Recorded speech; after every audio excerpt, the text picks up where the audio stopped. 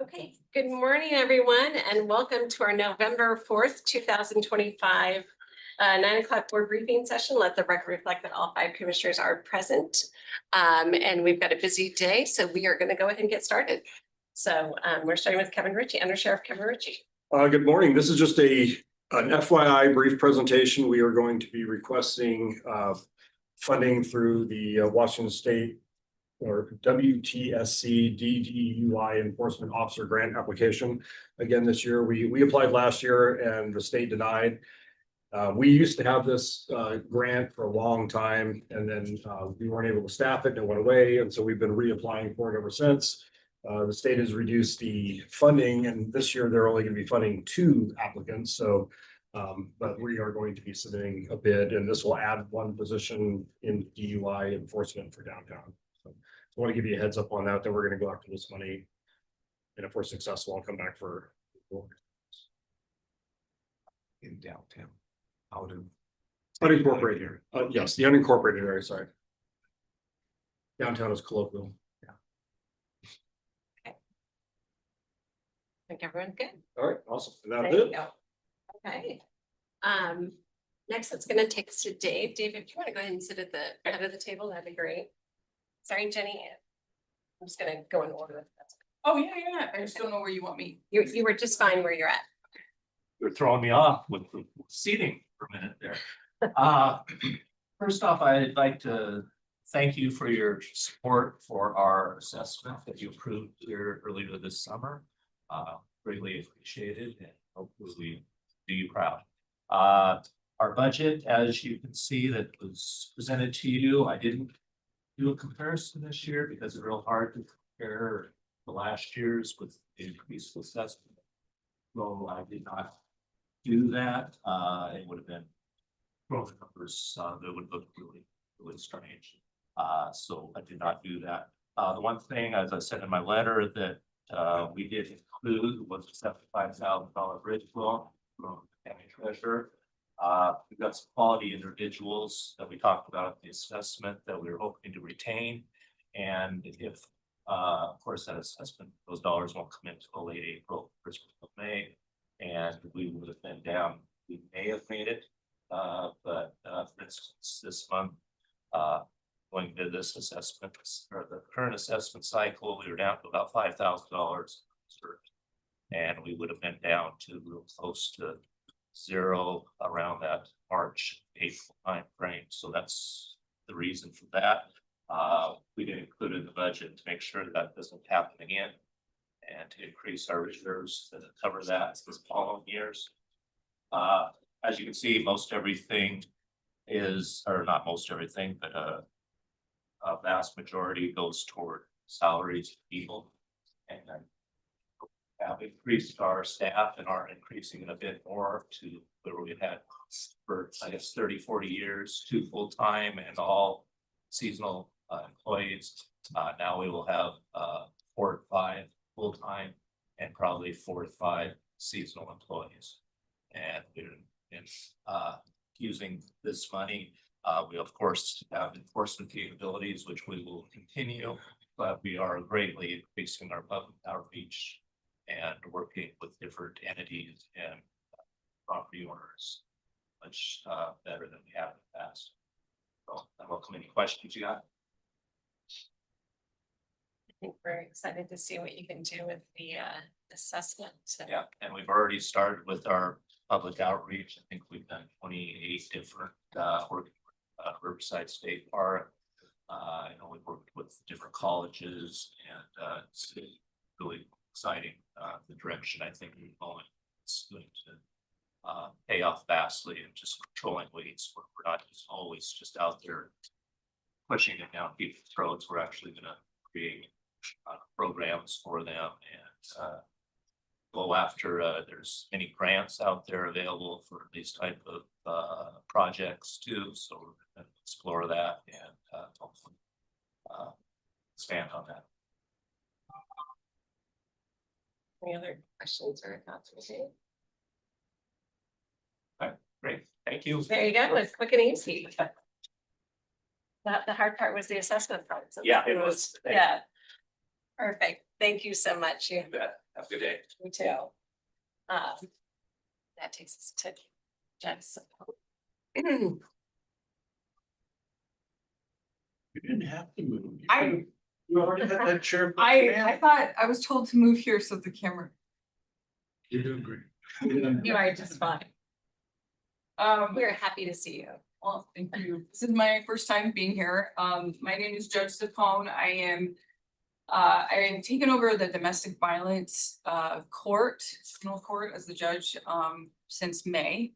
What I have found is that there is a big need for financial support for defendants post conviction.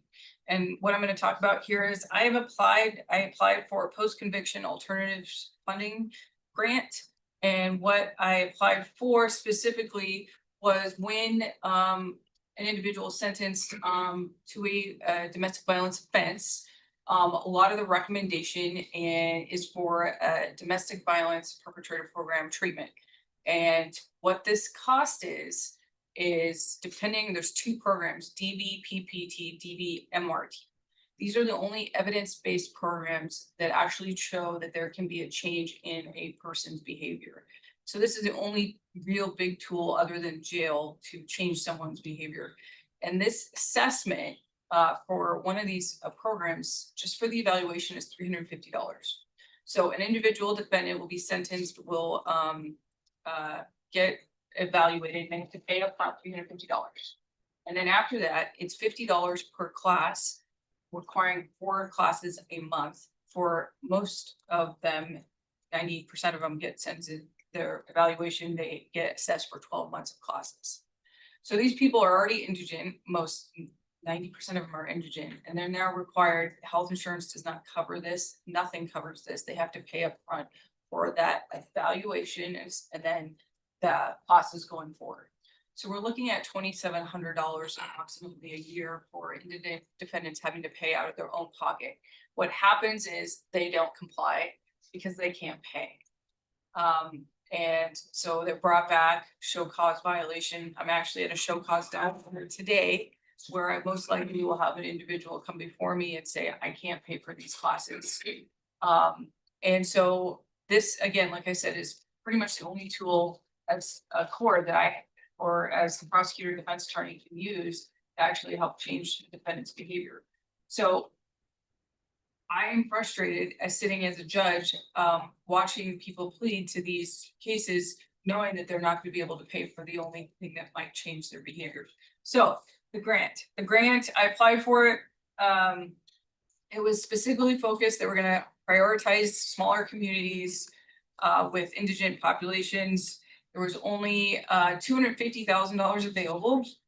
And I asked for $70,000, which was a big ask. I didn't think I was gonna get that at all, but that's a need. That's how much for 30 individuals to go through the DV classes, and the program would reach more than that. And so I asked for 70. They had people came in asking for 1.5 million from all the different counties in the state of Washington for help. And so what Spokane got and what I got was $4,000 and $80 or $4,060. So it's better than nothing. And we're going to use all of it if we get approved from the county. It's no match. It goes completely towards assessments, goes completely towards those classes. And it will be based on probation, evaluating those individuals and seeing which ones will need the most of it. I am anticipating applying for another grant. It's called Justice for Families Grant. If it comes out in December, hopefully, I'm just looking. I just started in May, but I'm looking for ways to cover these costs because there's absolutely, I don't see any way for anybody. I mean, it's hard for I think anybody to put $350 up front for an evaluation and then have to pay $200 a month for classes when they may not be employed or living out of their car. So that is why I'm asking for this little amount. It is little, but it will go to help at least a few individuals, which that's better than nothing. And so That's pretty much it. Is there any questions? Yes, Have you looked at federal grants at all? I- I wonder if we could put you in touch with John Colt just to see if he's our federal lobbyist, to see if there's any grants I- we might support I in the would- future. I would love to look at any possible grants. Again, I know I've talked to Preston McCollum, and everybody's on board, the Y is on board. This is a huge need in our community. Spokane County files more DV offenses than anywhere, and it really starts in the misdemeanor level. So if you can really get that figured out there, then it won't elevate what we see on the felony side. I'm not asking the county for any money. I just wanted you to approve this so that I can, and I will continue if anybody has ideas going forward. I would love to hear it because again, this is a huge need. And it is frustrating as a judge to see this continually, the violations continually happen and, you know, people come in and say, I can't pay it, or they actually tell the truth. We remove that and then they're required to go. So that this is to pay for the classes for individuals who have been found guilty of domestic violence, not Yeah. not the victims, this is for the perpetrators. Yes. Right, okay, Mhm. okay. But it does help victims. That makes sense because the defendant is having to go through these intensive classes to change their behavior and great, Sally Wynn from the Y is actually works with victims and she's a big support of this as well. I used to be a prosecutor, I was a victim advocate supervisor, so this is all geared towards community safety and victim safety. That is what we're trying to prevent, more victims, and this is the only evidence-based tool that I see other than deterrence in jail to actually accomplish that. Okay, because it is such a low dollar amount, what's the cost to administer these funds? I know that's something we've been asking most of our, I don't see any Okay. cost to administer the funds. okay, There's no cost. We're, okay. Is that, So there's a there's always. cost just of it going through the grants. oh yeah, process and okay, so I don't know But I guess, that process. yeah, my question would be, is there someone, since kind of these really small amounts are coming in through district court? Is there someone in district court who can, I mean, because who's gonna determine how it gets paid out and all of that? So So you should, we have Yolanda from probation, she runs probation, she's gonna be in charge of monitoring that grant.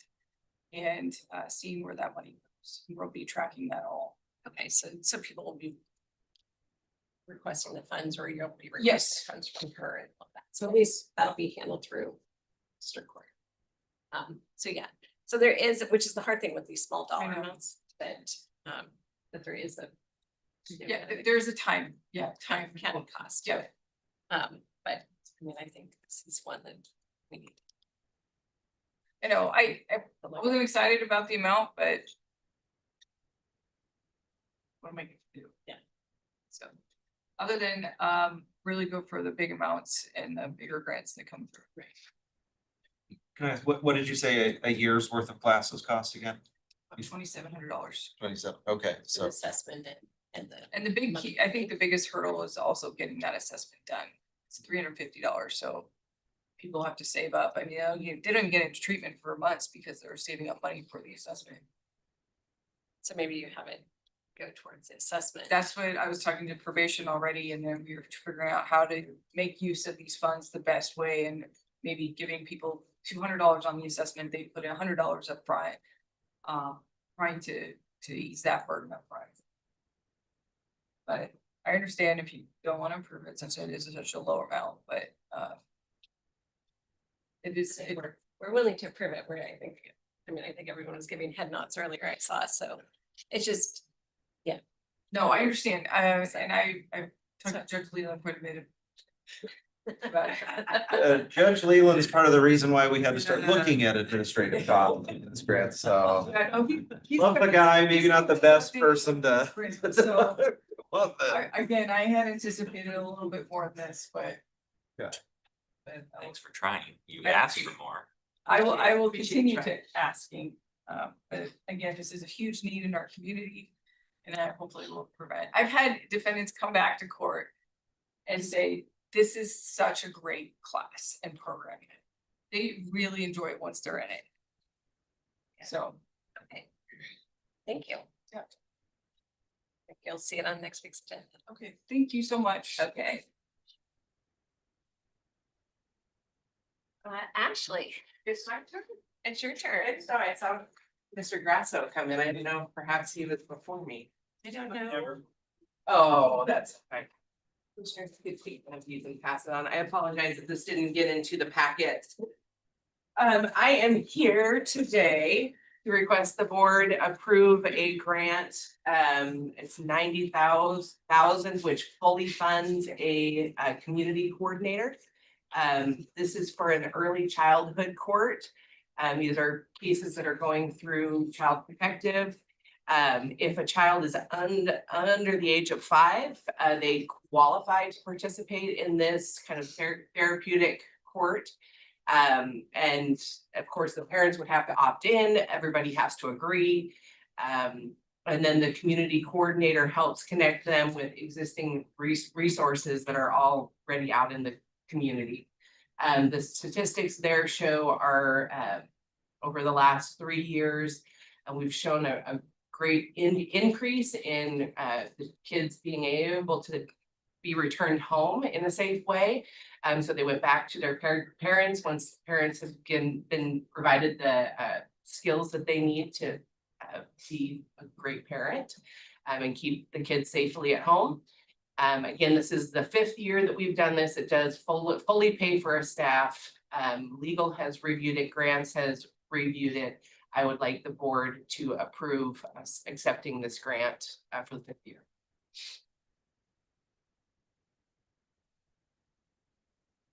Indirect costs are included. There's no monies that I need to use to pay for this position. In fact, this is the one position that we did not transition to 40-hour work week because that would take it beyond the grant amount. So we are very mindful of that, and we would like to keep doing this. All right. So it will be on your consent agenda. Thank you. Thank you all. Appreciate it. See ya. And then is Mr. Grasso in for questions?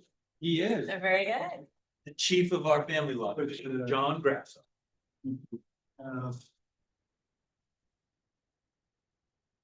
Matt asked me to come in to give kind of a brief overview of what we do in the family law department, because it's not readily apparent. It's not really readily apparent why the prosecutor's office handles these types of cases in the state, other than all the counties' prosecutors' offices handle these types of cases. We get our cases primarily through the Division of Child Support, the SHS. There's one exception to that. So I'll explain here in a second, but the sole purpose is of our office is to establish paternity and then set and enforce child support orders so that child support is being paid by the responsible parents as opposed to the citizens of the state of Washington. A lot of parents are on TANF and whatnot, and we seek recoupment of those funds from the parents if they're able to. Right now, we currently have 5 attorneys. Jim Kaufman just retired on Friday. 9 paralegals, 2 secretaries, and 1 investigator. We handle all of the cases in Spokane County, Lincoln County, Whitman County, and we handle all bankruptcy cases where there's an issue of child support for all of Eastern Washington. The division is broken down into 4 units. We have the paternity unit, where we establish, we usually know who mom is, but we establish who the father is. And sometimes that can be an ordeal because you'll get sometimes a half dozen names. But we'll establish that through genetic testing. And once that is done, then we set a child support order based on the incomes of both parents. Then we have the modification unit, and that unit also handles all the bankruptcies. We have the modification unit, so there's already now an existing child support order but there has to be a substantial change in the circumstance. Somebody gets into an accident, is unable to work, or they get a new job, now they're earning more money, those types of things, and the state will review those and then keep us for the modification based now on those circumstances or the relative incomes that are now adjusted through a new job or whatnot. Then there's the dissolution unit. Now, we don't typically get involved in people's divorces, but if there's a state interest, we will be involved in those cases, and that state interest generally is somebody's receiving TANF benefits. So now the state has an interest, the state wants to be repaid for the TANF benefits that are being paid for the support of that child or children. That's the only unit where we don't get the cases directly from Division of Child Support, so we have to scour the dockets. DCS may send us the odd case, but we have to get that information on our own. And then the contempt unit. So you know who dad is. There's already a child support order in place, and the person's not paid. So we'll initiate a contempt proceeding and seek payment of the child support order amounts. And that can involve some jail sanctions. There are other sanctions that the court can impose, like loss of your driver's license and those types of things. But the big stick, so to speak, would be the potential, if the person is found in contempt, that is jail time, which is similar to any other contempt in any other area of civil law. Last year, we did a little over 900 cases. We're going to surpass that this year. And so we just received our award letter. It's interesting how the state does that. They just give us an amount and we're not involved in the process, and they say that's it, and don't come back and ask for more money. So, we handle for Lincoln and Whitman County, and I want to be clear, that's not a unique circumstance. Stevens County handles Ponderay, Ferry County, and there are some other counties on the west side that will handle multiple counties. So it's not unique in any means. The cases we have from those two other counties, maybe 50 a year. So it's not burdensome, but that has been taken into account when the state gives us our award letter. They look at all of that, even though we don't get to participate in that, which is frustrating. So if there's no other questions, that's just a brief overview of what we do.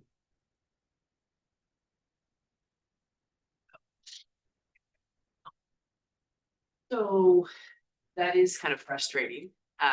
There's no association or kind of advocacy group that might be able to, I know for public health funding, for other types of funding, obviously the legislature and the state are the final decision makers, but there's often some conversation when you are kind of allocating dollars and trying to keep it equitable across the state. We do have Washington Association of Prosecuting Attorneys, so WAPA Right. Support Enforcement Project. They are also funded out of that same pool of money. And we are not one of the bigger counties, so we're getting the same message. They're getting the same message from the state as we're getting. So the advocacy, is not there the way I would like to see it happen. So you have no sense of if it's by number of cases, population. It's by number of cases. Our cases during the COVID years went down, but now they are increasing. Over the last 2 years since I've been family law, our budget has been cut 130,000. That's not as much as some of the other counties. This is pass-through money. This is a lot of money that's coming from the feds to the state through us. And so it's always been kind of a precarious situation and even more so now. But that's where that's where they set our funding for 2025 and also 2026. So that's going to, you know, obviously create some issues, given union contracts and those types of things. That's going to create some issues. You know, there are the indirect costs that get taken out of that. And I don't know if Matt can speak better to that than I can, but that has caused some sleepless nights for me. But you know, the family law unit in years past, even though I was on the criminal side, was a much bigger unit than it is now. We're fairly variable as to this. The indirect rate is something that we've talked about before. That was one of the asks by the prosecutor's office is for the county to reduce the indirect rate here. We're trying not to supplement the family law unit's budget with the, you know, general fund prosecutor budget, but as attorneys become more senior and costs go up and the state federal grant here remains the same, seems like that's more and more likely to be happening. With Jim Coffin's retirement, I'm not filling that position. I'm just taking all of his cases. So that's roughly 300 cases. Right there. I'm just gonna take on. Not be able to fill it. Just to try and stay under, you know, what's been allocated to us. So if a delinquent father leaves the state, you can't pursue them, can you? Can't pursue them. What we'll do is when we know that they leave the state, we let Division of Child Support know, and then we can establish where he is. They will, Washington Division of Child Support will forward the case to that new state, and then enforcement action will occur there. So the ask is that the board accept the award and it'll be on your consent agenda next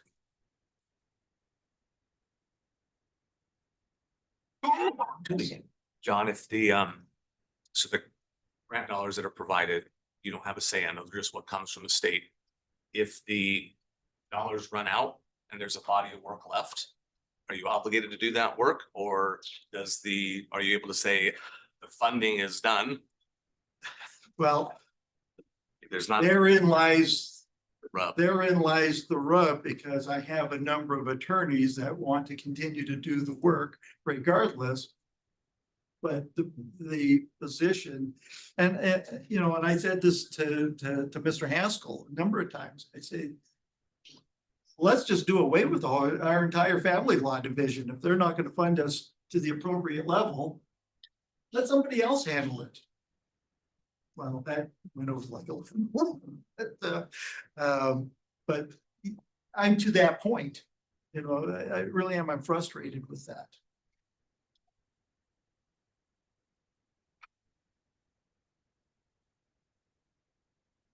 So I'm left with the impression that the state's interest is not necessarily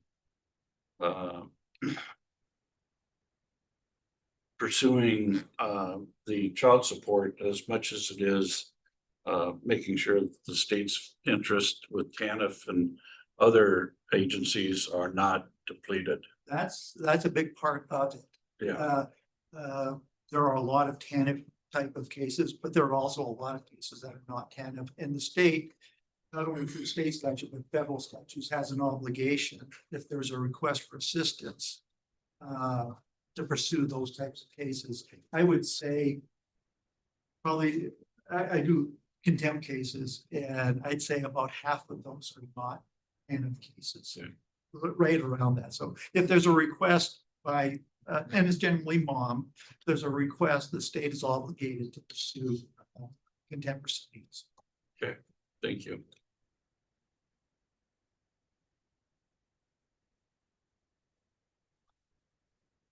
Thank you. Thank you. Appreciate it. Sean.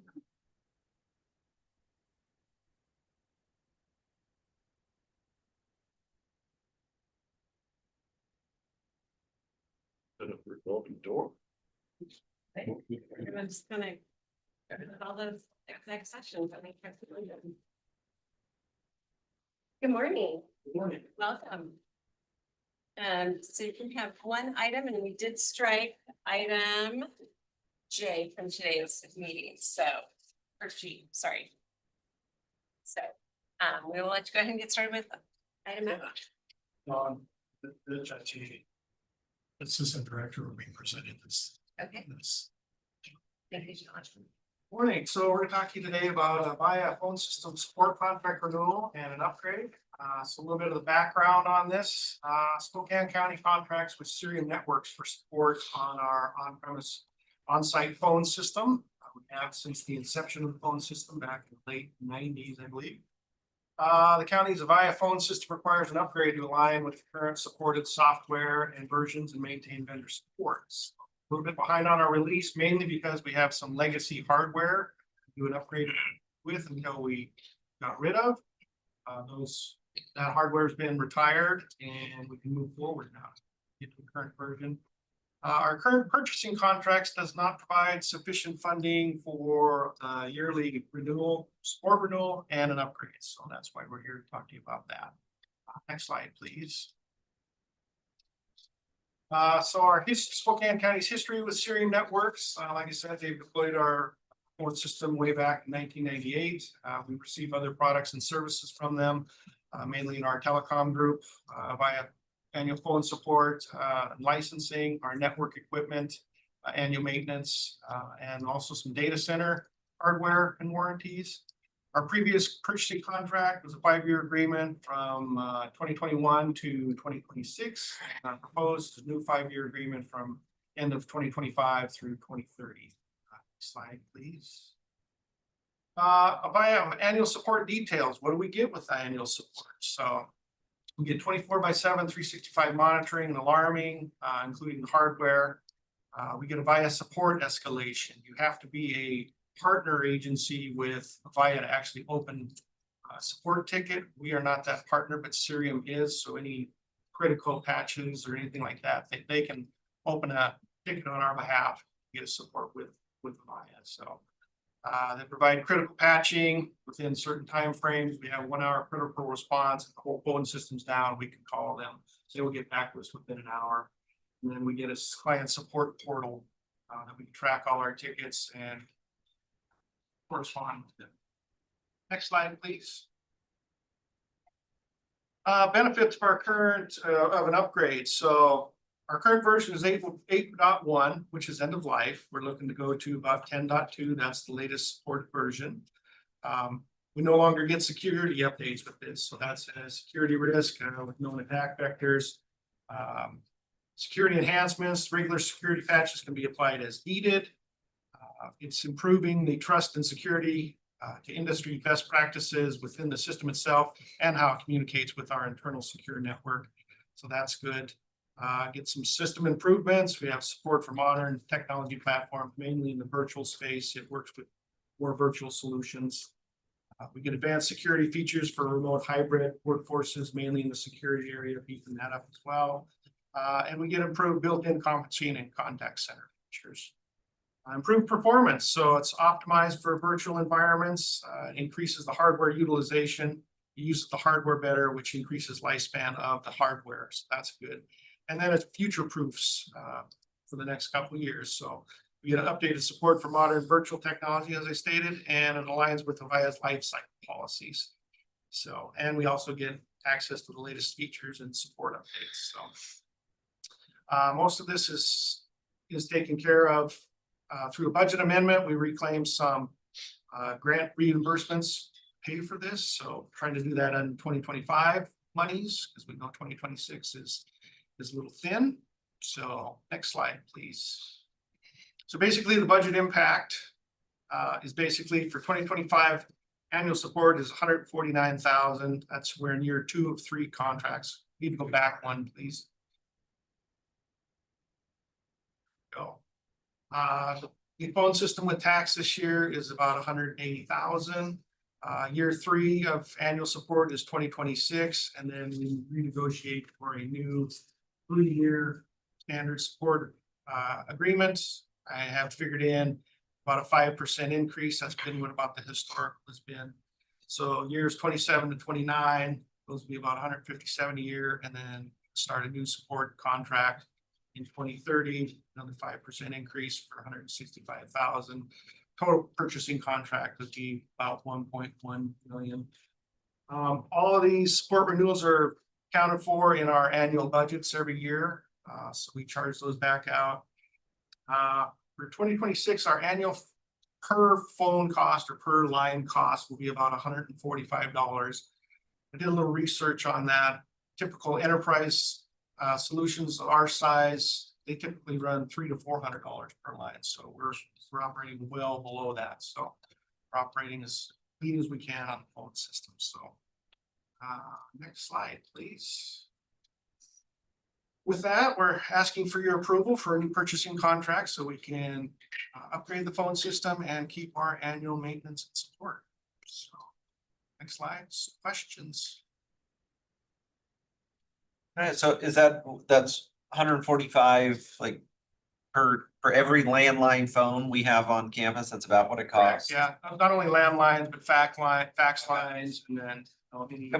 Have we ever done any sort of audit just to see how many phones on this campus are actually used and how many or should I say aren't used? I mean, so I'll say for $145, the few phone calls that I actually make from my desk from that phone, those are pretty expensive phone calls. I just do everything from my county cell phone. I mean, I hardly ever use that line. Have we ever? We looked have, to so when we deployed all the new VoIP phones, they did a complete system inventory and we eliminated a lot of phone lines. Okay, A lot we of have, okay. analog lines that are getting migrated over to other solutions, but yeah, departments eliminated a lot of lines. Okay, so we've already gone through and Mhm. kind of cleaned it out. Like, Yeah. okay, And okay. you still have the issue that you have where you don't use your desk phone. Yeah. That hardware could go away. We still need that number for your location for Okay. 911 purposes. Okay. That is required. There are certain things that are still required that are associated with our Avaya services that we have. Okay. All right. Thank you. It's kind of along that same line, Sean and Kevin. If I said, hey, I no longer need my phone, my phone on my desk, I just auto forward it to my cell phone. Does that save us $145? No, because your number is still in the system. We would So save it's- a hardware cost. We could get rid of your physical phone Yeah. and set you up with like Avaya Workspace, which is a software phone. So you could still have your number, but you wouldn't need that physical device to answer your call. So the maintenance isn't on the physical device itself, No. it's on the system, Correct. the phone system. All right. Correct. So it's I mean, looking back, it's always easy to look backwards, but I know a lot of people just have their desk phone forwarded to their cell phone. And they never receive calls or make calls on their phones. So I just wanted to explore, is there a way to save some money if we were to decommission and surplus phones that people wanted to willingly get? We wouldn't have to, yeah, if people wanted to do that, we could definitely do that. We could have a warehouse of these extra phones. They could have a soft phone or forward it to their cell phone, whatever, and then their set top phone breaks, pull one out of our inventory that they're already all paid for, so we're not ordering anything new. Put it in and you would save that cost. But the administration cost of still having your number is still there. Very often. No, they last pretty good. I mean, we just deployed most of these 179s. I'm not really sure. What the Yeah, line. the other ones for probably 30 years, 20 years. Yeah. I don't know if they'll last that long, but they should last quite a while. Want to reduce the cost, just unplug it. Really well. Questions?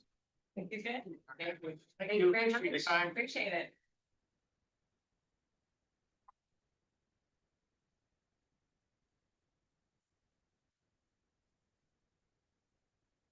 Amanda?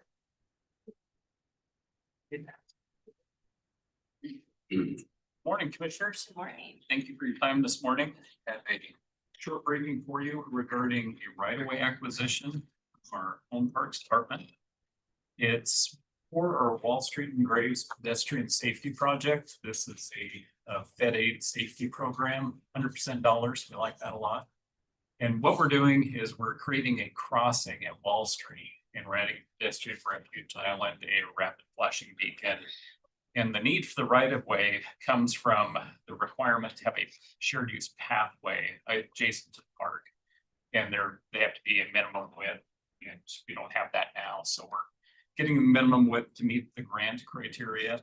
And that's essentially for a 12-foot facility, so we need 13 feet of right of way to get that installed. I believe Doug Chase might be on the line, who was intending to, if there were any questions for Doug, but we've discussed it, he's agreeable to it. It's obviously a benefit to the park and folks going to the park. Next slide, please. So you can see there on the left, that's Holmberg Park, and the little inset there is the northeast corner of it. You can see on the right side, the line there along the side of the road is the acquisition area. It's 2,102 square feet. Next slide. This is the actual plan, a little hard to read, but you can basically see we're taking the existing sidewalk, widening it out, formalizing the crossings, putting in a pedestrian refuge island so people have a safe place in the middle of the road. It makes people very aware of the crossing. It worked pretty good. We have 57 and a lot of other places. We aren't doing the Hawk, the big flashing stoplight, basically, but we are putting in a rapid flashing beacon. They're a lot less maintenance for us, and we get good compliance with them. We are putting it on a mast arm, which is a little different just for higher visibility and due to the width of the roadway. That's all I have. Happy to answer any questions regarding it.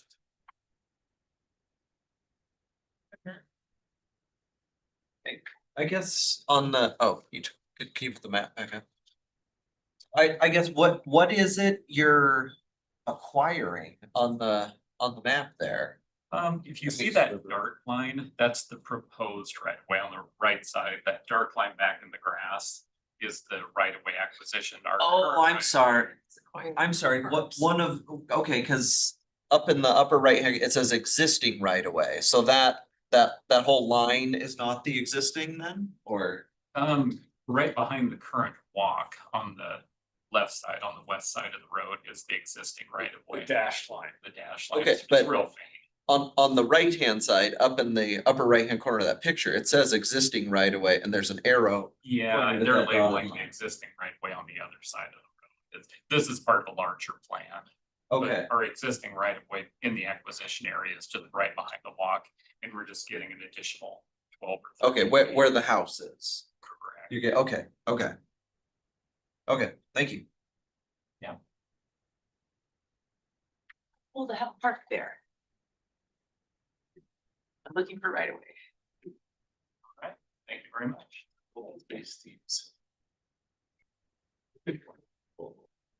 Thanks for being on, Doug, but I think we're good. Everything else. So, okay. Ben, Morning, Commissioner. good morning. This is the annual budget setting process for Newman Lake Flood Control Zone District. The Board of County Commissioners approved the budget a month ago. It's unchanged from the previous year, and so now this is the distribution of how the assessments get applied for each month. So the process is to have a notice of public hearing, and then a public hearing is proposed for December 9th of this year, and then have that set for collection in 2026. The next slide is a distribution of brackets of how much each property owner would pay. The next slide is a little bit more clear. It's the majority of the properties, about 180, pay the lowest amount, and then the more valuable properties that they're assessed based upon the benefit they received from both flood control and water quality, and then their combined assessment is put together in this presentation. So there's several that pay quite a bit, but it's very similar to last year and the year before. It's just a continuation of how that assessment is applied. And this would be, again, public hearing in December. Take any questions if you have them.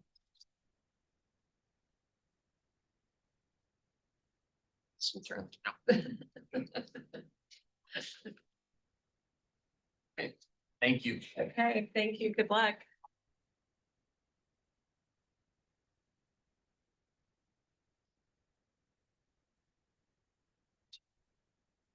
Do we have Mike Burgess? Yes. Is Jeff? Jeff there, yeah. Yes. So, we're ready to go. Good morning, Mike. Morning, commissioners. Thanks for doing this, and mostly thanks for Jeff. He's got the materials prepared. Just wanted to say a few things about legislative session coming up, as you know. Just more, I think last time I talked to you, I told you that there was some I guess bad news on budget projections, revenue forecasts, things like that. The rhetoric's only heating up.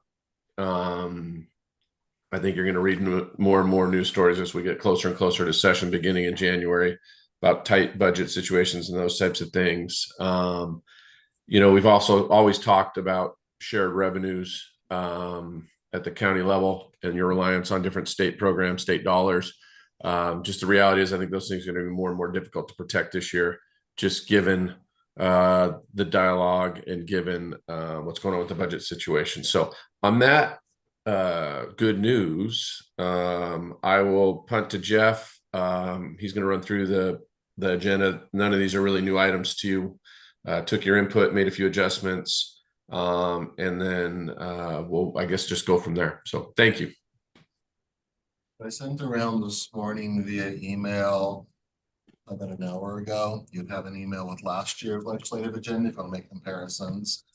But going through the ways passed out, Shrek, the board had talked about an additional 750, Shrek, I'm sorry, some of the same bells. SRSC, the stabilization center expansion. An allocation of an additional 750. We'll work on a little bit more fine points on that. Had a thought process to have, is 14th the correct, is that the next one, 14th? Yes. There's a very important guide to try to make it very clear here. We do not have the funding to cover all the pieces that go with it. Matt sent me the costs that we had used a while back on analyzing what the county side of things are, to making it clear we don't have the funding, but if there's interest, should be ready to go if and when funding comes. The themes that are in black font are just continuations forward. We talked last time we got together about the Thorpe Road Fairchild Second Gate entrance. I put some stuff in there, Commissioner Branch, that maybe you guys can get with you to fine tune. Next, the middle of page 3, where you see the red for the mobile home park, the funding that had been allocated has lapsed. Is that something we are still looking for funding for? So leave that one in. Yeah, it's still an issue for Fairchild, so I assume it continue to pursue it. And then on the back page, again, Commissioner French, I need to get with you on wording, but I kind of updated the PFAS language. I just chose a 5 million mark. Closer to 10. And then Not that we stand a chance of getting it, it's closer to 10. put in language kind of based on the last PFAS meeting, but happy to work with you on that. The broadband language came from Arian Schmidt at Broadlink. That's the quick overview. Any additional pieces? We can always do fine tuning language. Well, since we last talked, there's a couple other items that have emerged. One is on emergency communication. Starting to lay the foundation for increasing the rate from 1% to 2%. Remember that with Mayor? My understanding was looking at increasing the excise tax portion. That's my next one. We should double check on whether there is a 2/10 currently in the law for. Oh, okay. There is. Is there? Oh, okay. Yeah. Then scratch that one. That's why I said double check. Yeah. Got that one fixed for you. Well, the other one is And this is out of the conversations Commissioner Jordan had been having with the mayor, the 911 funding. If somebody comes over here from the other side of the state, they keep their phone number from the other side of the state. They're not billed for the 911 because they don't have a 509 prefix and stuff. So getting some alignment with regard to the phone and a residence versus a phone and a zip code or a area code number would probably would be more equitable in terms of funding the emergency communications. They're gonna have to think of a different way to do it because Yeah. people across states, it's, it's like, there's just no way to track it anymore like you used to. Yeah, so that's one issue. Like a really. Can I add on to that one? Yeah. The state 911 board has been for a number of years actively advocating for redefining the eligible lines for applying the 911 excise tax. Right now, your watch that has a cell signal is not taxed. Your tablet that you have a cellular device and ability to make phone calls on, it's not taxed. So there's a number of devices that are not being collected on that are actually being used and impact the 911 system. So that might be another one for consideration by them. Sure, let's do it. Yeah, added to the list. The other one is the MVET reimbursement for the road fund. The WASAC is going to be making a request, but again, the challenge that WASAC has is it doesn't have standing. It could be an agent for us, but this is something that actually comes back to the county, not through WASAC. So suggesting we do that. And all the others you've already got included. So total of 9 items. So I think we're gonna need to add public defense. I know WASAC is, public defense. but I think we've got to start to be advocating as well. We do have one in here on the caseload standards that.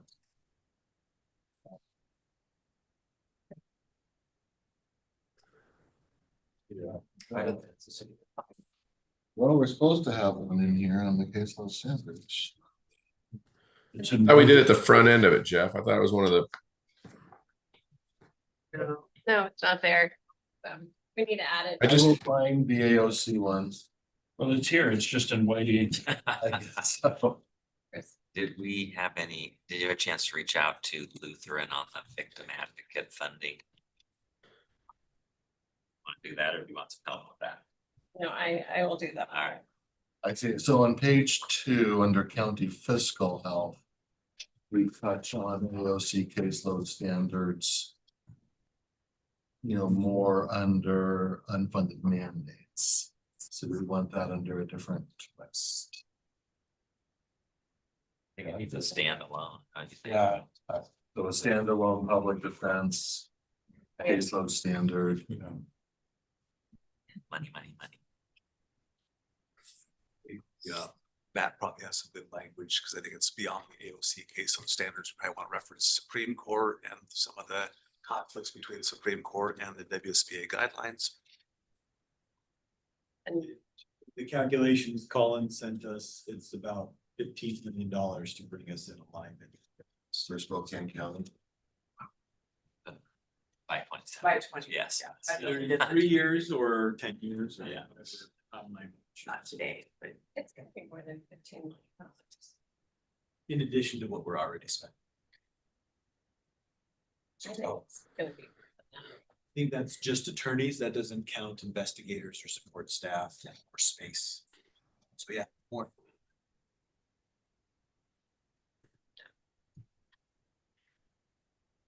Like, we gotta be realistic with what the number is versus what the requirements are. Like, the guidelines are that he seems to be following versus. what we should- But commissioners, it makes sense to bump this one up front. I know you're not alone in this, but by my understanding, for whatever reason, you're ahead of some of your county colleagues in terms of the problem. Am I saying that properly? Yes, because as of yesterday, Mike, we got a letter, the public defense sent a letter to the Superior Court at noon saying they already met their caseload standards for the month. And we were 4 hours in. Yesterday was the third day of the month. Okay. It's the first working day of the month. Got it. So 4 hours in. Gotcha. Okay. Obviously. Okay. So clearly that makes sense to bump up, but like I said, I think we'll piggyback with your Wasatch colleagues on that one too. Yes, yes, we will be forwarding that letter to, Matt, if you forward that to Derek. Sure. And the judge's response to it.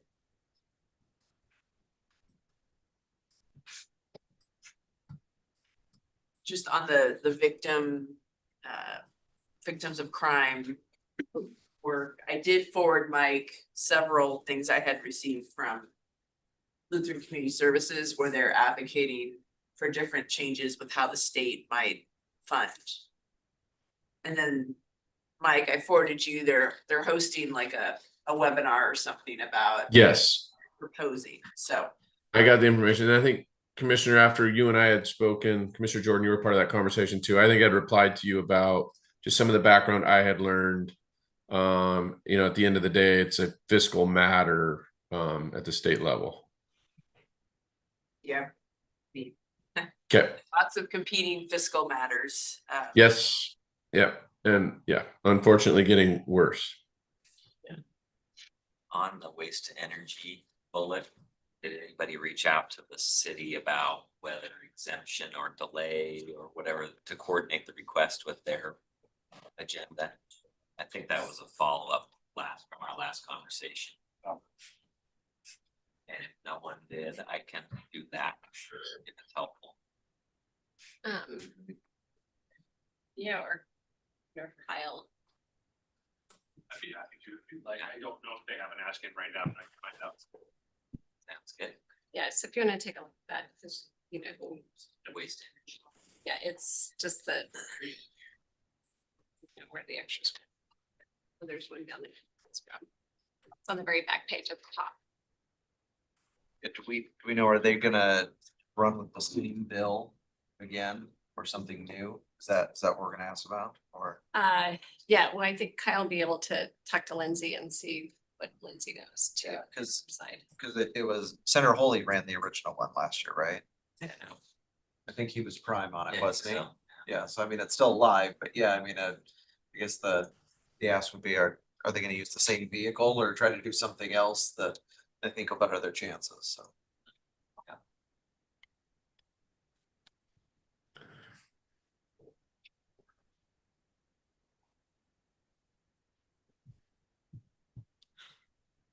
Any other blanks to be added or changes?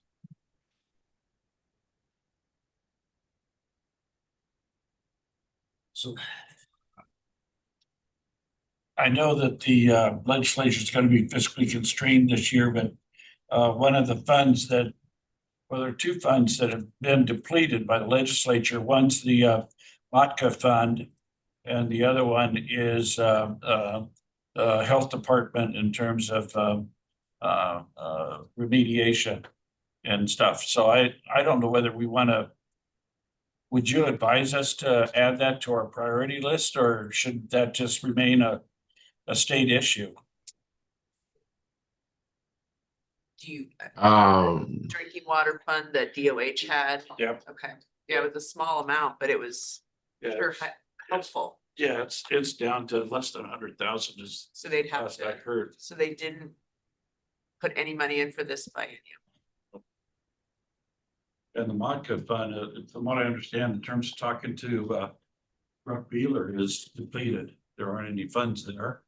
So even getting money from the state is a challenge without money in the pot. And those would be the appropriate sources for toxics and Theoretically, yep. the perennial problem that the Matka Fund is rated. And it's supposed to be used for. I think, Commissioner, you could include that in a narrative there about the fiscal sustainability and state support But just given what I've heard from you all collectively, sounds like the public defense issue and the caseload standard, that is probably your largest fiscal issue. So maybe it would make sense to call that one out specifically, but then have others mentioned and these two along with that. I mean, if you're asking for my advice, that's what I would advise right now, just off the top of my head. Thank you.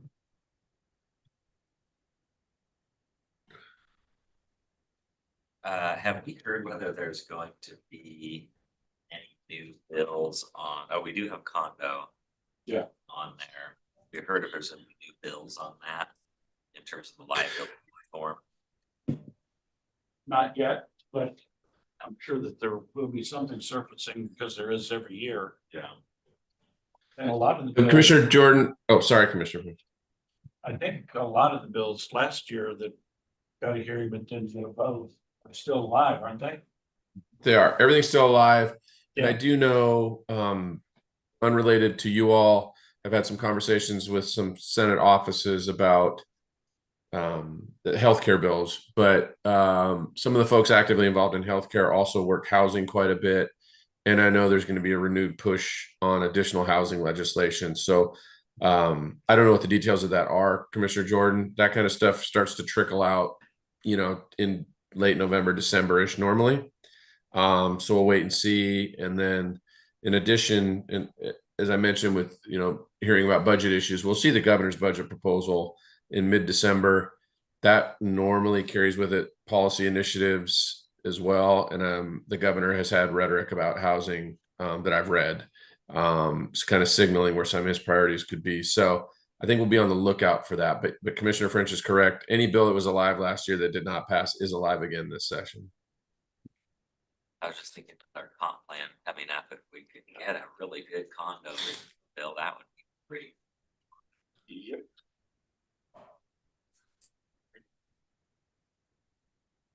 Find the right bill and.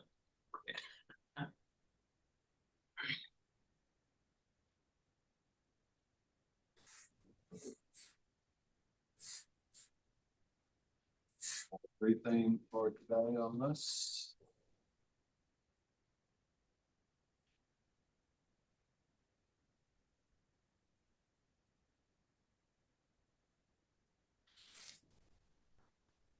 I just have another idea, but I need to do a little more research. I'll get back to you. It's just related to public safety funding.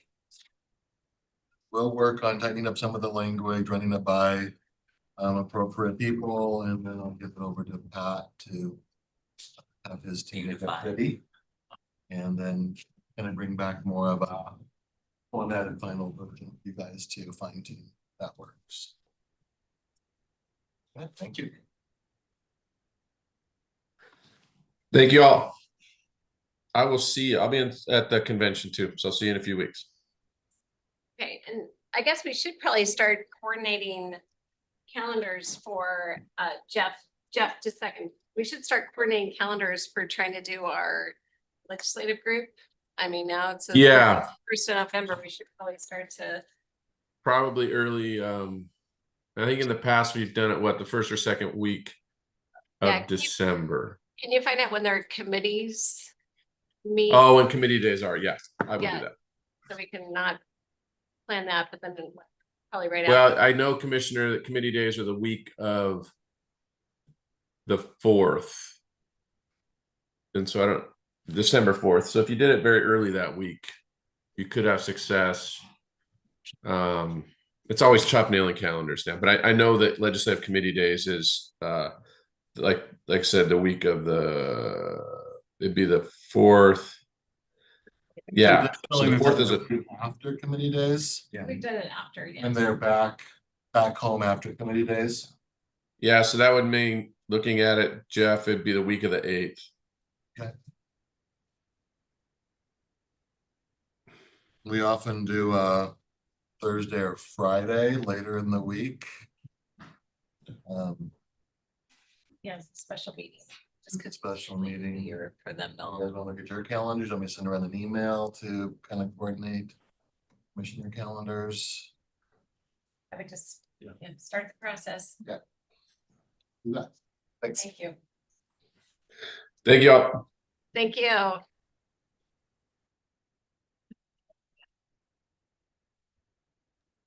And that, Cory is not coming in, so Rose. Is she here? She's not here yet. Okay. Then we can go ahead and maybe go with Julie and Doug. It's okay.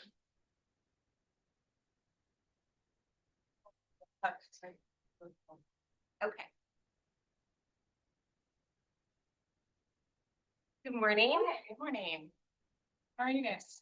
Good. Thank you for joining us. We'll go ahead and get your item. Hi. We are Coldwood Parks Department and I have Brendan Davis here with me as well. He's Assistant Operations Manager. Parks, and we have in front of you today an item to discuss the purchase of equipment to help service the artificial turf fields out at Erie. Specifically 2 pieces of Kubota equipment. As you know, the benefit of artificial turf is that we can play year round and in inclement weather, assuming that we are able to move snow off of the fields. So that's part of the reason we're here today. And to achieve this, we spent some time researching and speaking with other turf operators in the region to understand how they utilize the fields and what kind of equipment they use to service them and move turf, move snow in the winter. Specifically, we've spoken with WSU, the Director of Maintenance and Facilities down at WSU, and what kind of equipment they've used there to service their fields. So much of what you'll see in the presentation here is a product of those recommendations. Next slide, please. And I'll turn it over to Brendan to talk about the pieces specifically. All right, thank you, Julia.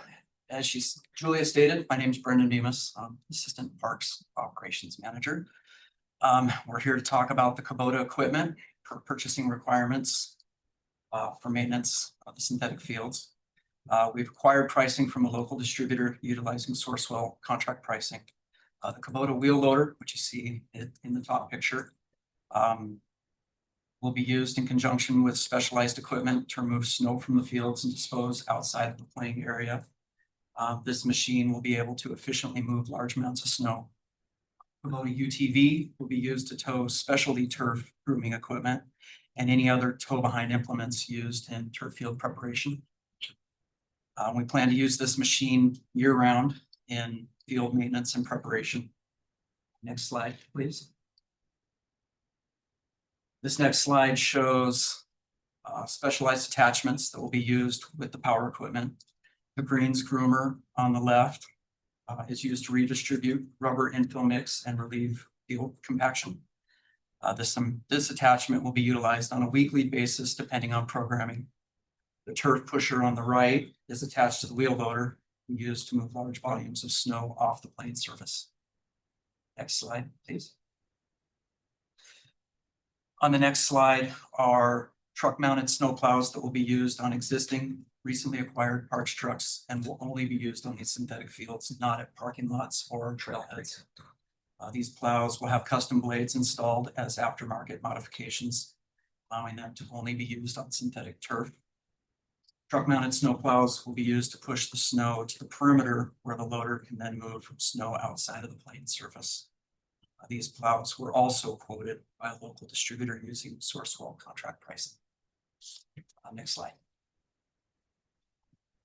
Through our communication with other turf field operators, as Julia mentioned, and the turf manufacturer, we've identified this equipment as the most efficient way to remove snow from synthetic turf fields and maintain fields while being used for play. If this purchase is approved today, purchasing will bring it forward at the next legislative session.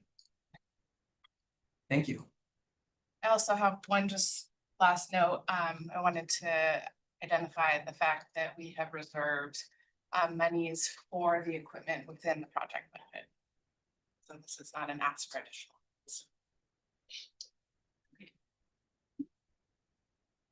So how much are you? equipment? I mean, we don't see the price of any of it. 109,000. Yes, the Kubota equipment, those two pieces of equipment combined for 109,000. There's snow removal, all that. Just the Kubota equipment, Okay, not the attachment, not the attachments. No, which is the whole. the whole package is roughly, I think it was about 130,000 for all the pieces of equipment that you saw today. Okay, and then you guys have an equipment kind of shack out there, right? Yes, at our operations facility, we have storage for this equipment. You Google, the tractor is about 80 and the little two-seater, is about 28,000. Yes, correct.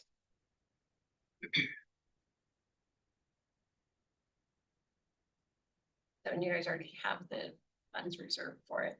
In the project budget. Yes. Yes. Okay. I'd asked the team to come in and brief it because it was unique, different for equipment that we currently have.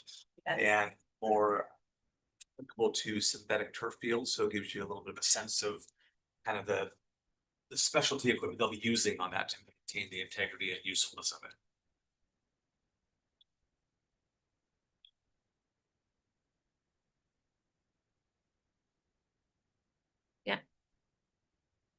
I think we're good to go. I think it's, yeah, you guys are definitely, Parks is definitely getting all the unique equipment here with the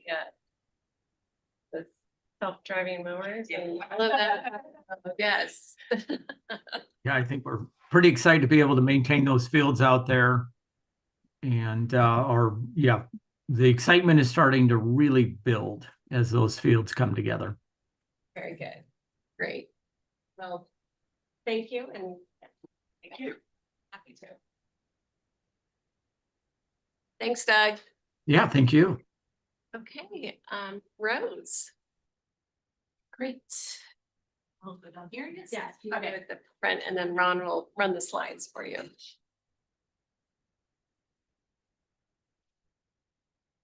How's everyone doing today? Good, how are you? Good, we'll go through this pretty quickly. Just a reminder, I like to get in front of you all every quarter just to make sure you remember that we are marketing the region. We are here. We have some really awesome things that we work on and do. I've had individual conversations with you all, including Film Commission, Sports County USA, some of those other things that aren't in this presentation today, but this is just kind of a quarterly update on some of the stuff we've been working on in Q3. So we are the official destination marketing organization. The job is to showcase the full range of offerings, including which enhances the overall visitor experience. Next slide. Kind of breaks down some of those categories. Of course, we live a lot in the convention and meeting recruitment space, but all of these other things we're helping talk and promote about, including special interests, which would be things like sports marketing, heritage, LGBTQ opportunities, advocacy, and such. So we go to the next. Just an update on our budget. Josh does sit on our board, so he did receive the budget presentation in full. This just kind of show you the breakdown of our funding sources. You can see that the TPA continues to be our largest funding source, predicting a forecast of 3.2 million for next year, relatively flat to 2025 is what we are predicting. And then you can see that the lodging tax comes in second at 1.8 million. Sorry, my eyes are getting bad. And then just a couple of the other breakdowns there. The total advertising that you see, that's the money that we make off of sales in our visitor guide and on our website. We're hoping to see that increase for 2026, but we kept it at a pretty modest level right now. But we are putting up a new website that will have more digital opportunities. And the reason why I call this out as a level of importance, all of you in an elected position know that cannot use public funds to entertain. So all of our private dollars go to hosting our event clients when we bring them in town, you know, buying alcohol, things like that you can do with private dollars that you cannot do with public dollars. And then the private sources that you see at the bottom is some of the money that we make off the interest of our dollars in the bank. Next page. This is just the breakdown of kind of where we're spending our dollars departmentally. We are a marketing agency at the end of the day, and we help with some destination management in terms of conversation and awareness topics and hopefully future planning. But when it comes down to it, how are we spending our ad dollars and support? Conventions, sales and services takes up majority of our time and efforts.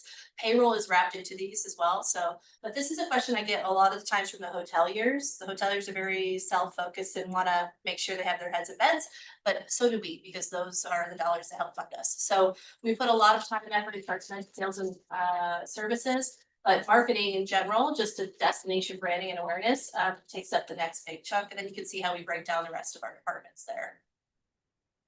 Next page. Okay, we're going to talk a little bit about sales in Q3. So you can go to the next photo. So far year to date, we are a little bit behind our goal. We've booked 41,193 room nights via contract. The reason why I say contract, just I want to emphasize that, is we are the entity that does sign contracted rooms, which means if something does happen, like a global pandemic or whatever, those entities still have to pay a certain amount of money to make up for the loss of rooms if they do not come. We do not work in projections of room nights. We do not work in estimates of room nights. We work in contracted room nights. And then when we deliver our economic impact report to you all in the month of May every year, that does an overall estimate of visitation. So this is contracted room nights through convention and not considered leisure tourism. We are doing the best we can to get that goal where we need it. We have a goal of 80,000 room nights by the end of the year. The stretch goal is 85,000. Last year we were able to get 84,900. So we're hoping we can get to that point. We have about 23,000 room nights currently in the funnel that we're hoping to turn into contracted rooms by the end of the year. So keep you posted. Next page. This is, I'm not going to go through all this because you have it in front of you in your packet, but this is just a breakdown of where we stand in comparison to 23 and 24. Again, those hoteliers love to see these numbers black and white. What does it mean compared to the previous years? So you can see the amount of leads that we sent. And those are qualified leads. Those are actual leads that reach out to us, ask us to send information. It's not just us pulling, a contact number hat, counting it as a lead. One thing I do want to draw your attention to is the site visits. You can see that in 2025, we've only had 29 compared to 69 in 2024. There's a couple reasons for that. One, we are being a little bit more strategic with who we bring to the region. It costs a lot of money to bring people in and host them. So we want to make sure that we're doing that with our top tier clients and not just anybody that's interested. And on the same time, we're having a little bit more of a difficult time getting people to convert to an actual in-person visit when they just want digital feedback. So the reason why we want to see that number grow is because when we do bring a meeting planner into the destination, 87% of the time they convert to business. Because once they see Spokane and they can see how close our downtown is and how walkable it actually is, even though every city says they're walkable, we truly do have a walkable downtown to all the amenities, whether it's sports, conventions, dining, you name it. They're blown away and we end up converting that business. So we're going to look to try to get that up in 2026. Next slide. Just a little bit of an example of some of the meetings campaigns that we run. We have our All Around You campaign that we started this year. We're going to continue this next year.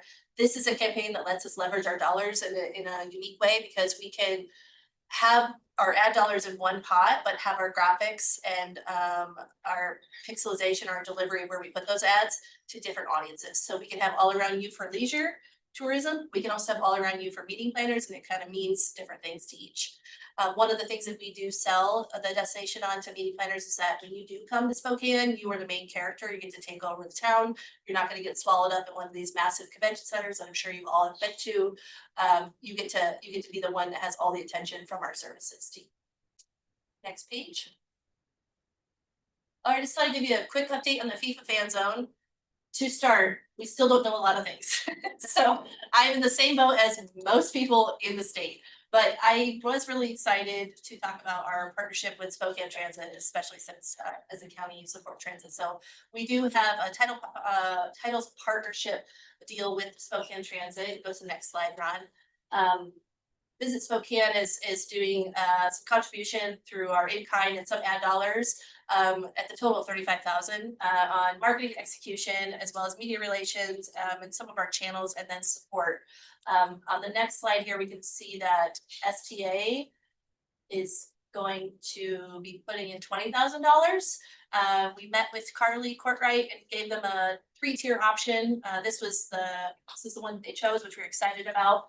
And that is where the dollars are gonna be spent. So we're doing some digital and social, some paid boosted posts, website, newsletter. We're gonna host a joint media day and then do some event activation of the actual van zone. Go to the next page. Understanding how important it is to report back to partners that do end up doing a sponsorship buy with us. These are all of the impressions and metrics that we will be reporting on and giving them back once this is all over. So we'll have a nice report for the county as well in our efforts for van zone, as how STA folded in, how many riders, things like that. Go to the next slide. Okay, so if this was interactive, which it's not, this would be a video playing on the right-hand side. I wanted that to show you all that. We actually were able to get out to the Saltese Flats, which is county-owned property, and do a really fun promotional video. We had some hiking scenes in there. We're gonna go back in the spring when the water is a little bit higher and there's maybe a little bit more bird population, but we were really excited to capture that property. It's a beautiful place to hike and experience the county. And we were able to fold this in with our Liberty Lake efforts, being that it's literally right on the line there of Liberty Lake. In addition, we were out in Liberty Lake. We did film at the new public beach that the county manages and did all that nice work too. It looks beautiful. I haven't swam there yet, but we've done filming there. And then we've also hiked the Lake Loop Trail, which goes around Liberty Lake. And then we've done a lot of marketing promotion for the city of Liberty Lake, which we applied for a separate lodging tax and did receive.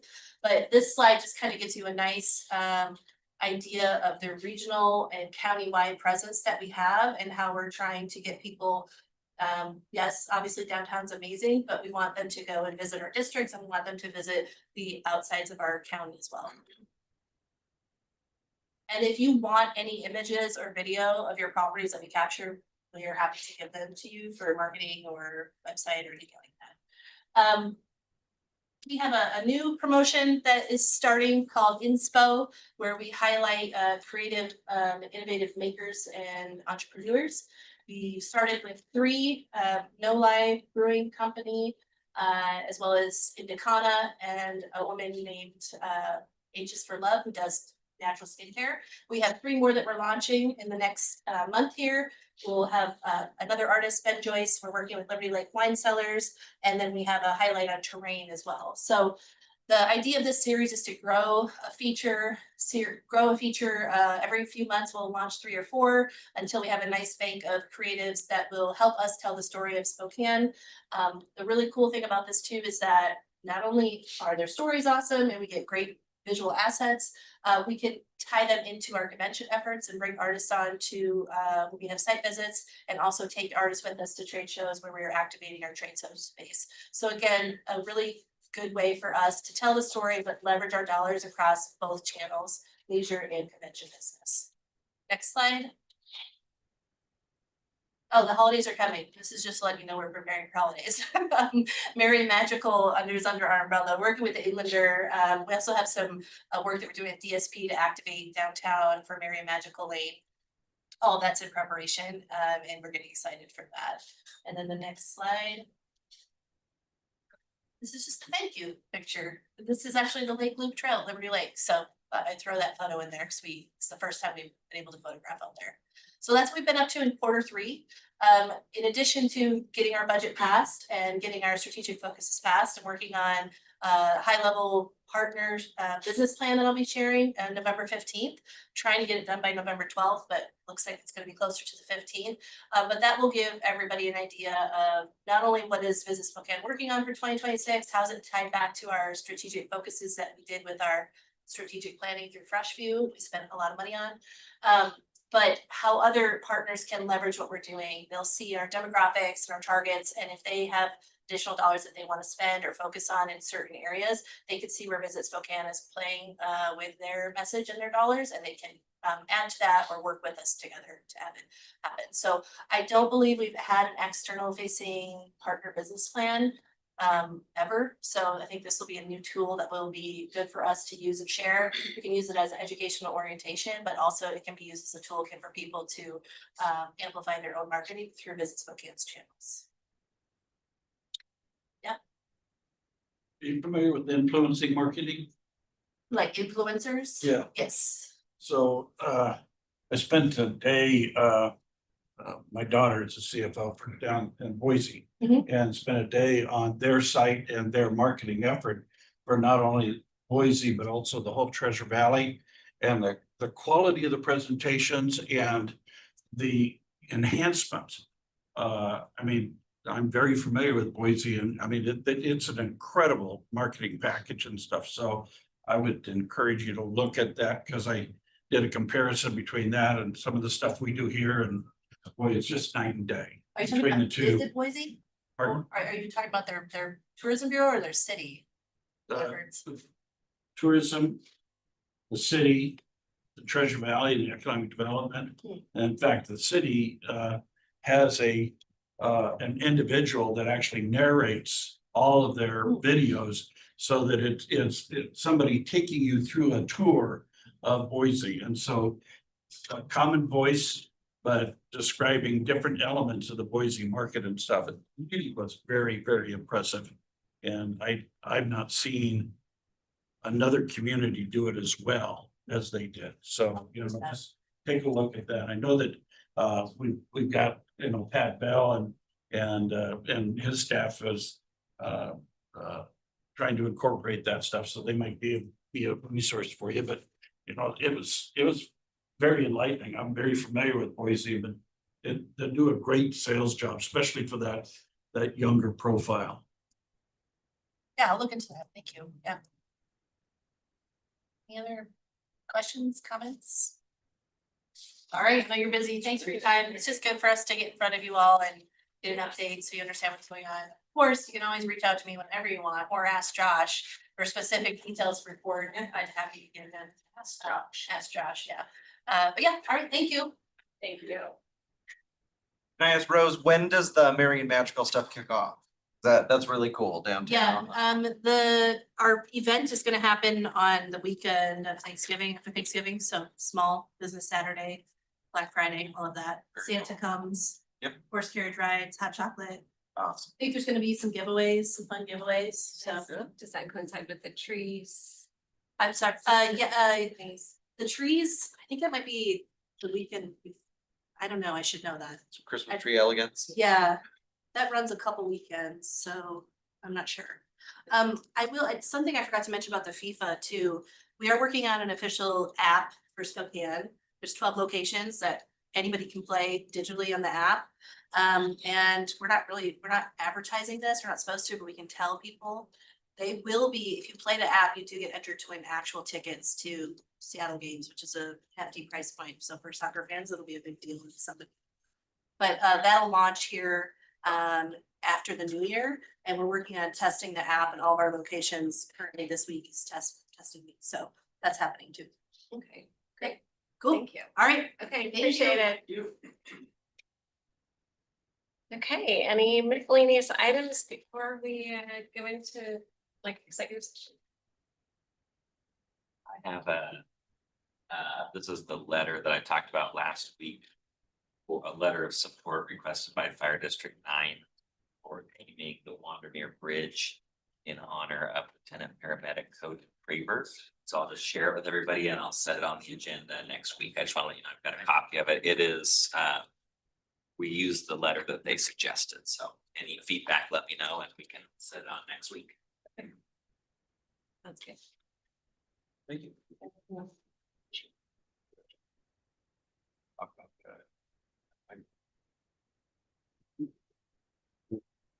So,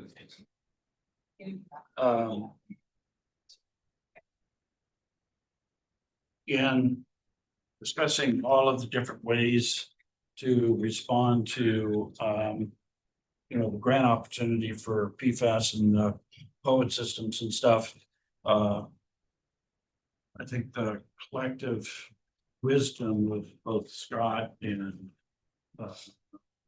Heather and Jeff and myself and others with regard to how to manage this grant for the actual physical installation might be better achieved if we could declare a state of health emergency for the West Plains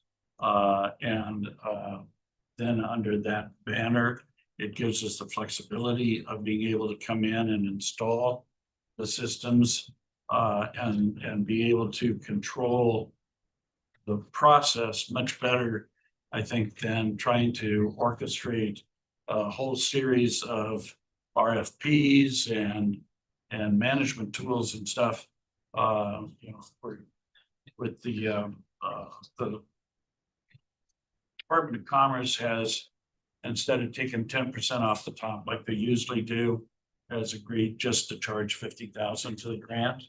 And because it's a capital grant, we can't charge our cost to the managing the grant. So that effectively puts another $1.5 million into the kitty for building replacement filters on the households and stuff. So there's a good chance that with this funding, we might be able to do all 259 homes.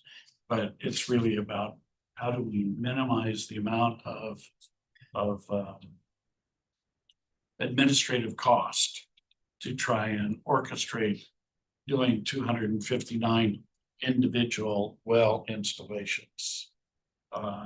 We do have the navigators that are going to be able to get technical data. We do have suppliers that can take that technical data and size and install the systems, but you don't want to do an RFP for 259 applications and stuff. So in talking to Scott and Jeff and stuff, we think that being able to declare the health emergency, which I think from a timing standpoint makes good sense, because we've now been designated as a PLP from oncology. Last night, Dr. Pritchard gave his report on PFAS in the West Plains. Both I and Victoria attended the meeting, well-attended meeting, but a good report. But it also identifies the scope of the contamination on the West Plains. And Bree Brinkman from oncology made the comment that we will be involved with the mitigation on the West Plains for probably a couple decades. So this is not an easy, quick turnaround, but biggest thing is how do we get clean drinking water to folks that have been impacted. We've got the data from Fairchild, we've got the data from oncology. And so we're ready to go ahead and start installing systems, but it's about how do we install them. And I think the flexibility that establishing a state of emergency gives us will make us better, more responsive to the process. So that's the request, is to have the county go ahead and declare a state of health emergency for the West Plains. Now, just be for the West Plains, because that's where the contamination is located at, unless you want to do it countywide. Just some additional context, as Jeff and I and Heather and Commissioner French have been talking about this, there's a lot of complexity to being able to deploy these filtration systems. It's evident that that's not a core competency of the county. We don't install filtration systems. We don't have expertise in knowing which ones have the high rate of efficacy, managing before and after results and impacts of the infiltration systems. But our clock is ticking. We've got these dollars are only available through mid 2027, and nearly $7.5 million, just shy of it, takes a long time to deploy and install them at as many homes as possible. So an idea we had floated, and even going beyond that, there will likely not be 2 homes that have the same installation process. Every home is going to be different based on their well and pressure tank design, whether their wellhead is in a conditioned building already, whether they use the water only for their home, whether they use it for crops and irrigation and animals. So everyone is going to be a different design. And so trying to do an RFP for 200 plus homes that there's no early design on them is impractical. We also, there's probably a number of systems out there that may do this, but if we just do an RFP for one system and that system, for whatever reason, proves not to be effective on this, how far down the road have we gotten before we've installed 20, 30, 50 systems that are not going to be effective for it? So the idea was, through a state of emergency, it would allow us to not have to go through all of the layers of procurement that we typically have to. The idea we had is, let's do an RFQ that requests for quals for companies who do have experience in here. Say we get back 3 companies who can do this work, do 3 pilots, select 3 homes based on feedback from the task force, possibly right now the highest contamination levels. Have those 3 companies go out there, do the design, we've got the baseline tests right now that I believe the task force knows. Have the systems installed, and also then do testing afterwards to see which ones of those 3, maybe there's 5, maybe 3 of them are highly effective. And those are then the 3 that we would move forward with for continuing to design and implement into other homes. So because there's so many moving parts of this stuff, a traditional RFP process doesn't really bode well for us. And it also doesn't, I don't think, allows us for the best success for making sure the right systems are selected for the filtration that are needed. So, I mean, you're gonna have electrical components, plumbing components, filtration components. Again, every single home is gonna be different. So this is not just a plug and play, we're gonna go buy tires, and this is the size tires we need. And as long as you can meet these load ratings and speed ratings and stuff, you can bid and win the RFP. They're all gonna be different. The other part of it is that we did get an email Friday before last from Brooke Beeler with Ecology, encouraging us to get these systems installed as quickly as possible.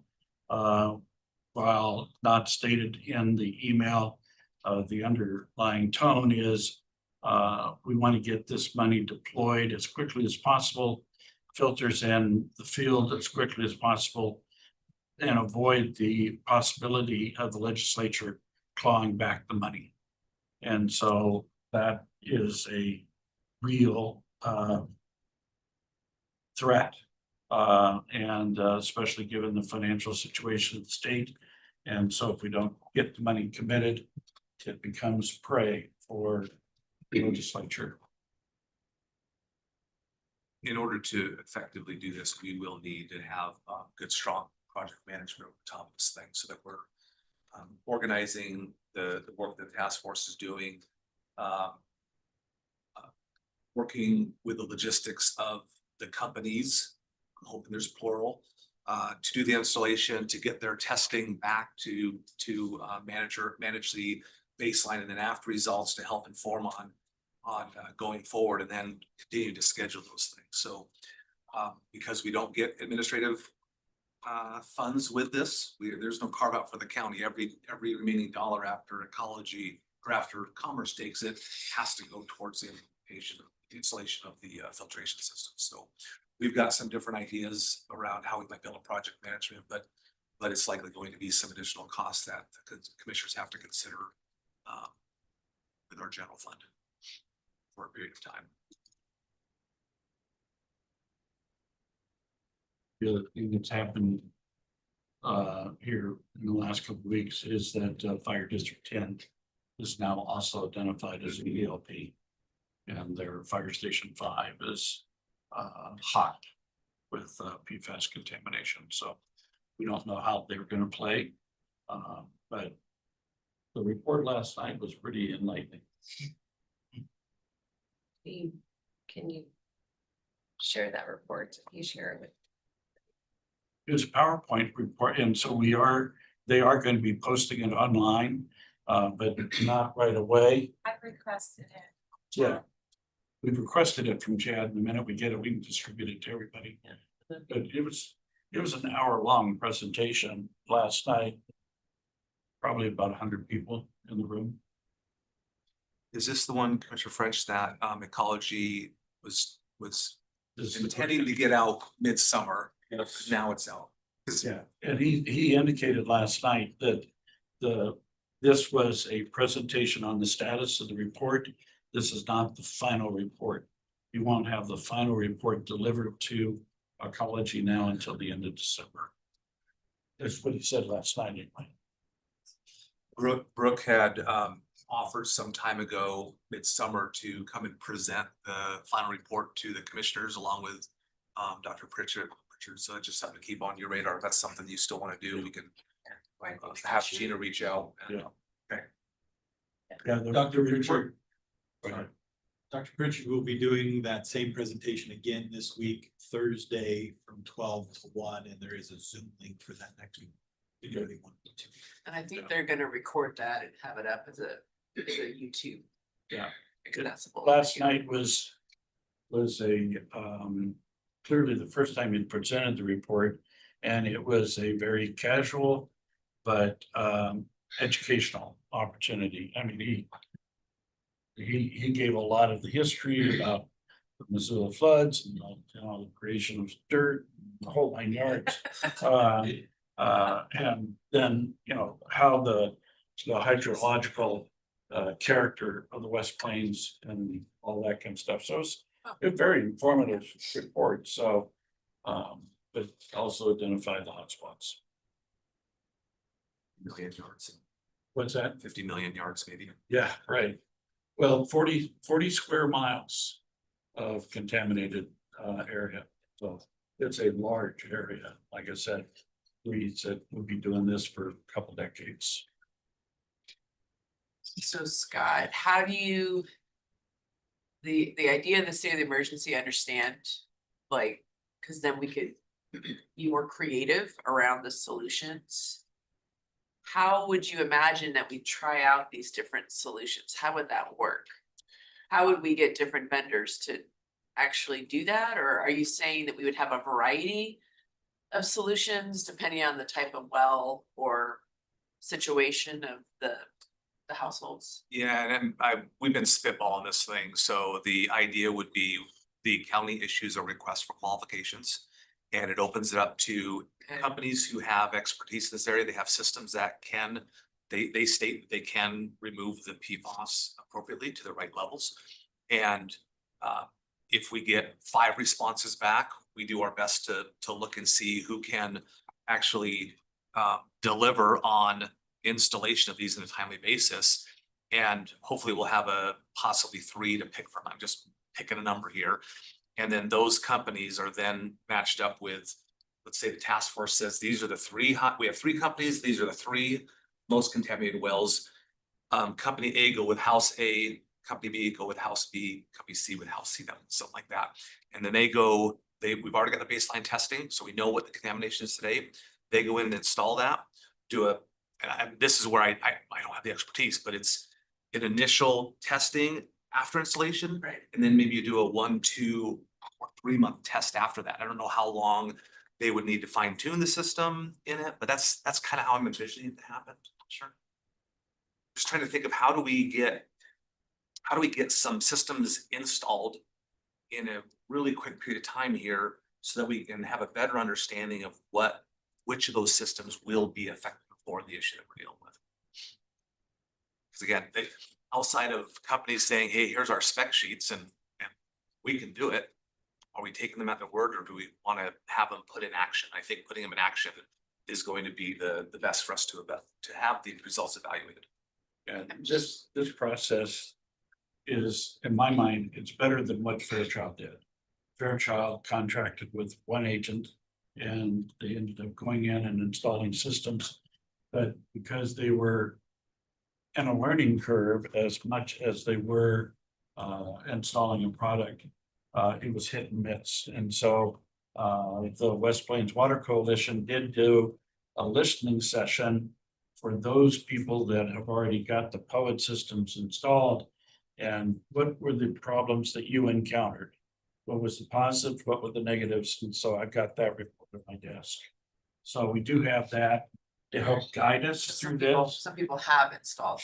Oh, yeah. No, well, Fairchild. Oh, right, the Fairchild was forced to go in and install it on some of the properties in there, and they had some successes and they had some failures. So the people that failed, why did it fail? What did it not do? And what we've learned is that they originally designed systems to go in and just deal with PFAS, but there are other contaminants in the water as well that clogged up the filters, and then they didn't work as well. So it's much more holistic in terms of the approach. And that's why, you know, what Scott says, you'll have three different installations for three different properties. So just really quick, so would we have also, so I understand like qualified, like products that meet certain qualifications. But what about the dollar amount too? Can we constrain kind of what a qualified technology would be based on the dollar amount as well? Do anything, we can likely do a lot of things because this is an uncharted territory for us, and we probably want to avoid $500,000 installations because the dollars won't go very far. So I believe the task force, and Commissioner French knows this better, has generally identified these systems are running in the $50,000 up to $50,000 range. And again, it depends on, is it in your basement? Is it out in your conditioned pump house? Is it a new structure that has to be built because it has to go over the wellhead, and because your filtration systems obviously cannot be susceptible to freeze cycles. So that's the unknowns on these things. But yeah, I think ideally there's some sort of a up to amount that gets considered for these. But we'll learn a lot, I think, through those 3 to 5 pilot installations that we can do. Just looping in legal on all of this in terms of county risk and liability.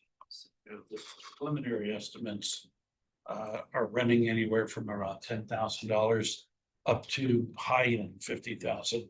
And the high end is where, you know, they've got a large well, a large pump, and they're not only doing the household, but they're doing the garden and they're doing the animals and yada, yada, yada. So those are the more expensive ones, but contractors are telling me we're probably going to be in that $20,000 to $30,000 range more often than not.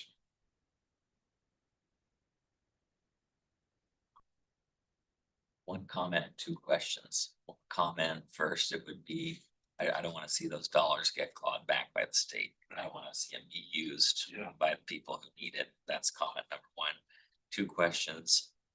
Has the task force provided feedback on the declaration, and what's that been on the emergency declaration? Second question is, can someone remind me where we ended up in terms of, is the health district a part of the work, or is that on the navigator side? I just can't remember where we ended up there. So the health district, Frank Velasquez gave us a budget for providing 2 navigators for 6 months. We don't think it's going to take 6 months. We think it's going to take closer to 2 to 3 months. And the cost of that for 3 months is about $88,000. So we do have that. He does have the staff to be able to monitor and manage the program. And he thinks he can get community outreach individuals to actually be the navigators. So that side of it, he feels comfortable. He has control of it. What was the other question? Oh, feedback from the task force. Yeah, the task force is 100% in support of emergency declaration. The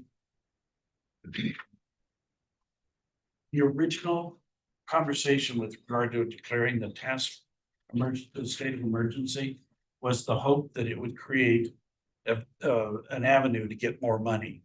But Brooke said, well, it would if we had any money in MOTCA, but there's no money in MOTCA. And the feds are not stepping to the line. So while it does provide a pathway and other disasters, there's not any money here to go after. So, but declaring the state of emergency does facilitate us being able to do the job better. Quicker, better, higher, the whole 9 yards. we wouldn't declare a state of emergency just to be able to do it quicker or better. We would do it after an analysis that would avoid material injury to property, life, and so we think we have that here, but we're gonna do a deeper dive before we prepare the resolution, probably on next week's consent agenda.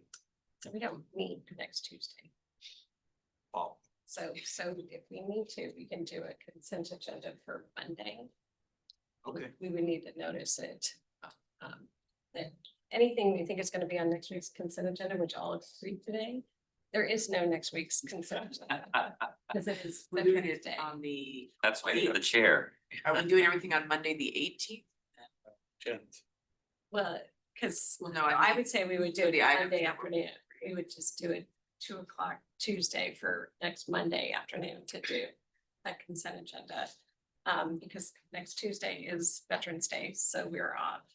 And the following week is Conference. the conference, so we could meet again that following Monday if we need to, but I would say let's try to get everything on next Monday afternoon and plan on Monday afternoon being consent agenda normal meeting. Great idea.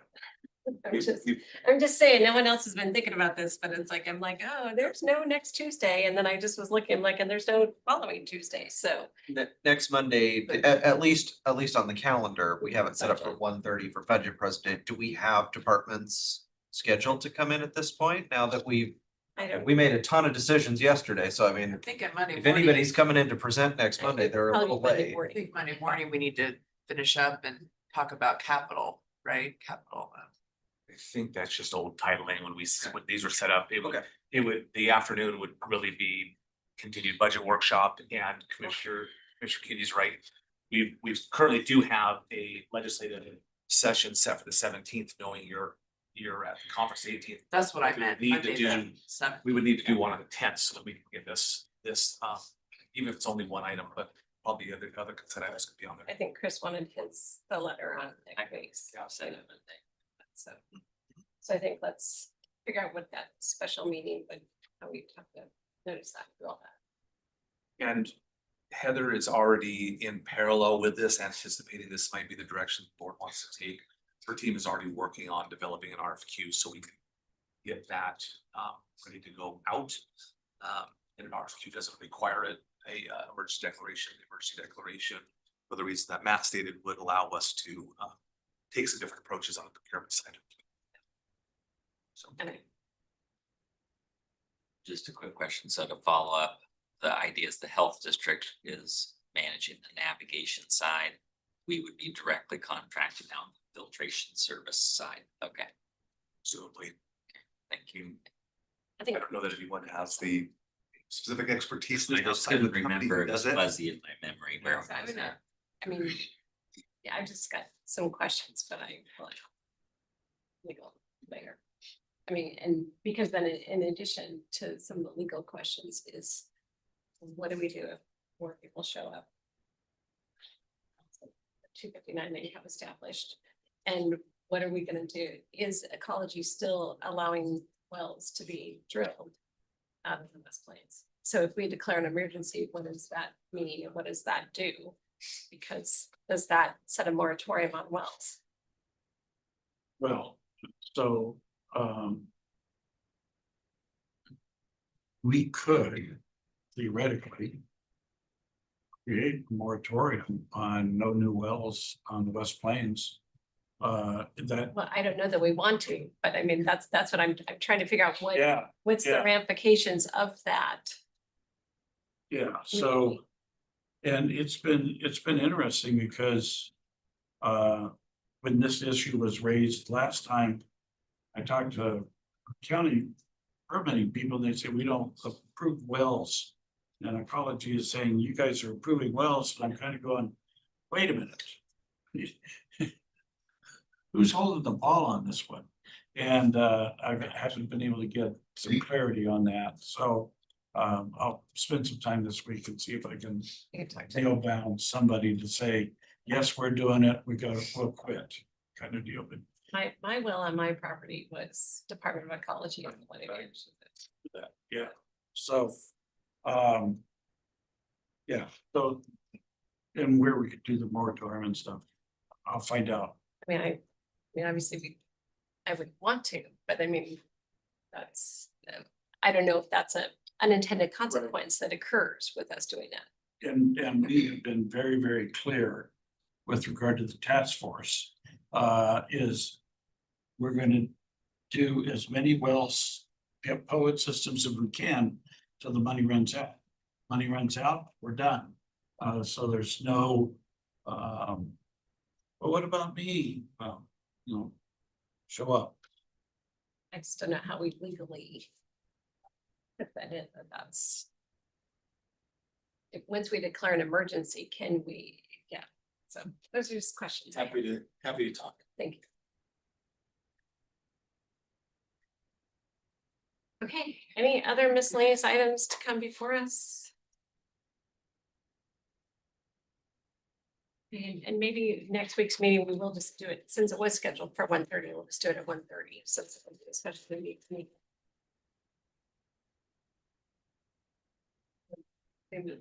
I'll be zooming that too, but that's fine. Madam Chair, are you ready for your executive? I session? think so, let's go. We have 3 executive session items today. They are all pending in potential litigation. There is no action expected at the end of any of these. The first one is going to be 30 minutes. Matt Folsom, Scott Simmons, Ashley Cloud, Jeff McMorris, Mike Barber, Josh Grote, Summer Rife, Devin Kurta, Colin Charbonneau, and Victoria Bluehorse. Second, also 30 minutes, Matt Folsom, Scott Simmons, Jeff McMorris, Devin Kurta, Nathan McCorkle, Dan Gadd, Ashley Cloud, Don Hooper, Mike Sparber, and more. Third one, 30 minutes, no action, Matt Folsom, Scott Simmons, Jeff McMorris, Devin Kurta. Okay. So we're gonna go into executive session for an hour and 30 minutes. At the end of that executive session, we will then adjourn for the morning. We'll be back for our 2 o'clock consent agenda meeting, and we'll be adjourning since no action is anticipated. It is now 11:04, and we'll go into executive session for an hour now. Thank you all very much.